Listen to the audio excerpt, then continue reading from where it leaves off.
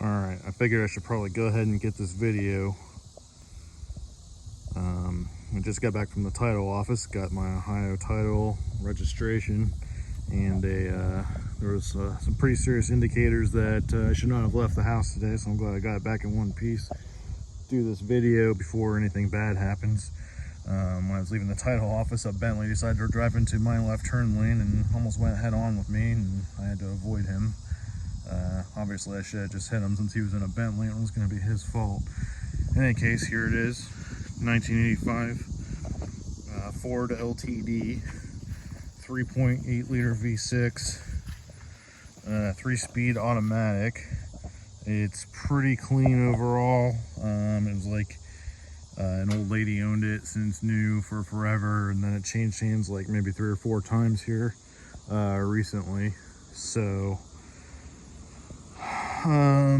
let's see what we got. So it's clean overall, virtually rust free. It does have a little bit of paint issues where the rust has come up through the paint a little bit, but the underside's clean, and it should last, I would think, a while. I'm not going to daily drive it. We do have 9 cars in our household now, so I have plenty of other vehicles to choose from here for daily driving purposes. So I did buy this car with the express intent of turning it into the Vice City, Grand Theft Auto Vice City VCPD cruiser. That car was modeled after a Ford LTD of some year, the 83 to 86 or whatever generation. I don't really know much about Fords from this era, so I'm kind of all new to it. I'm assuming it's quality given that it has lasted 36 years and still runs and drives. 3.8 liter, I don't know how much power it makes. Someone suggested like 140.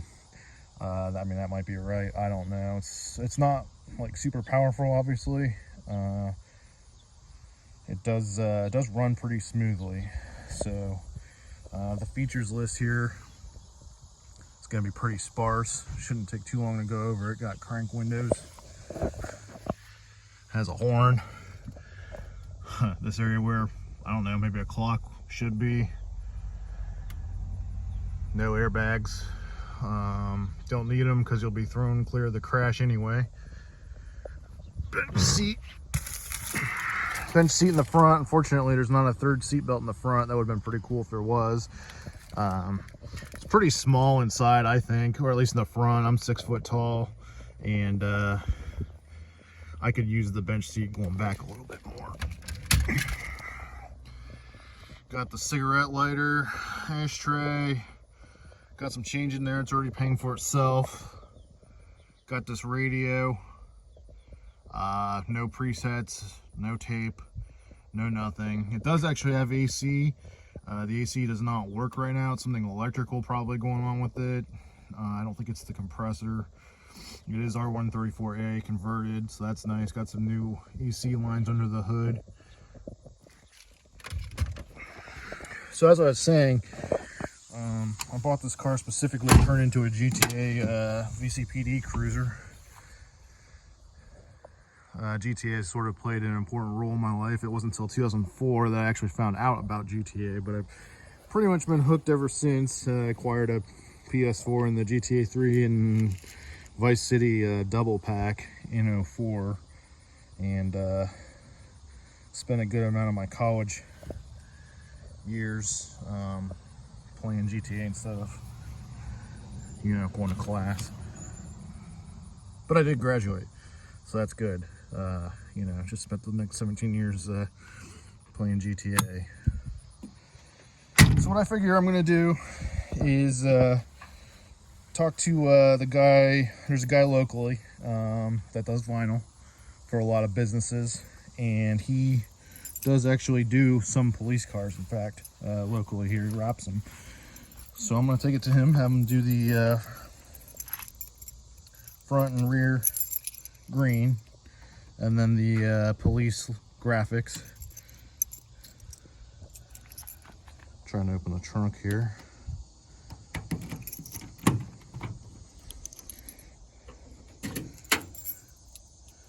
Okay, nice clean trunk. I have to hold it open. It does come with this deluxe trunk lift broomstick.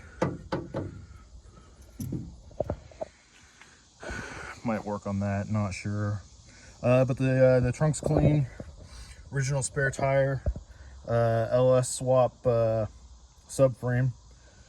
That might be down the road for me. I definitely like LS engines. I have two in two separate vehicles, obviously. And I'm a big fan. You know, I guess it would be nice if I could find like a LS1 with a T56 manual out of a wrecked Camaro or something from the year 2000. That would be pretty dope. 350 horse or so. That's probably really all this car needs. So everything's all solid, all solid sheet metal. There's no Bondo anywhere. You know, pretty solid overall. Like I said, I did go underneath of it when I looked at it.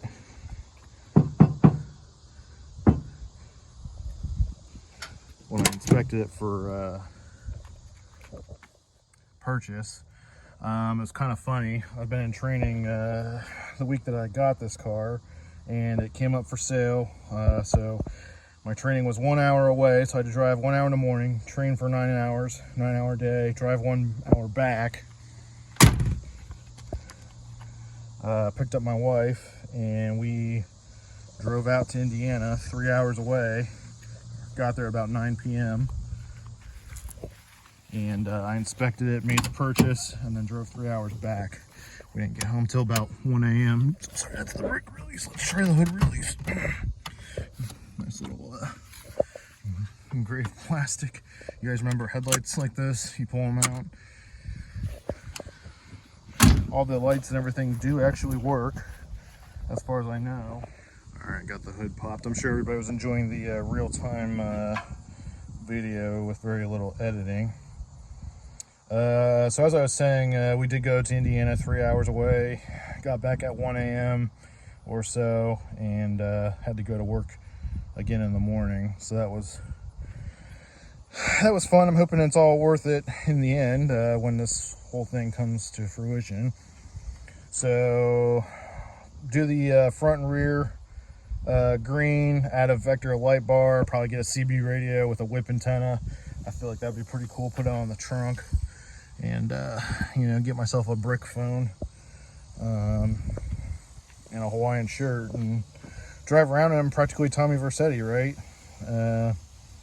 And then maybe later on down the road do a little LS swap. I don't really know anything about this engine. It's lasted 36 years. I mean, yeah, it's not like super clean exactly. Shock towers, at least, you know, they're solid there. It's all metal, so pretty happy about the overall state.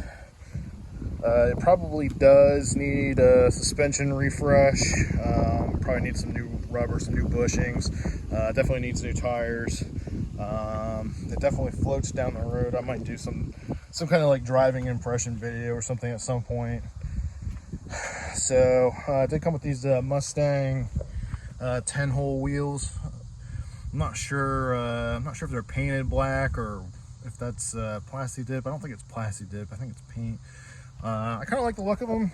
It kind of gives a, if you step back, it kind of looks like a police spec Steely, even though it's an actual aluminum wheel off of a Mustang. Definitely needs new tires. Looks like I haven't had a chance to wash it or anything yet, but somebody definitely did a one-wheel peel back here at some point. Probably recently. Probably the guy bought it from. So that tire's pretty much bald, worse than the others. Definitely an open diff. So there's really not much else to say about it right now. Hopefully this will be the last time that it looks like a you know, non-Vice City police vehicle.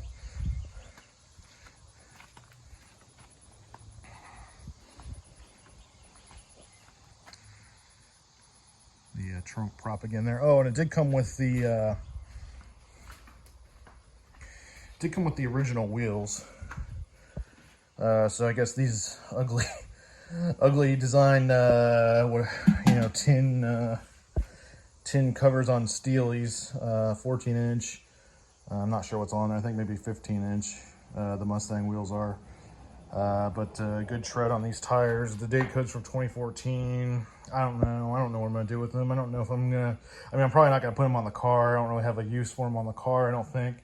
Obviously, the VCPD Cruiser has some sort of 90s looking Toyota Camry or Honda wheels of some sort, like blade pattern. Don't know if I'm gonna go that far with the recreation or not. I suppose I should, but in any case, there's the original wheels, so at least it's nice to have them. Unrelated, but there's my JZX90 Cresta, 1JZ GTE, 2.5 liter 1JZ with the stock twins. Might do a video of that at some point. So anyway,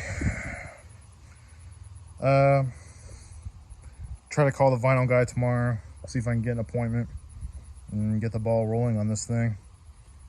All right.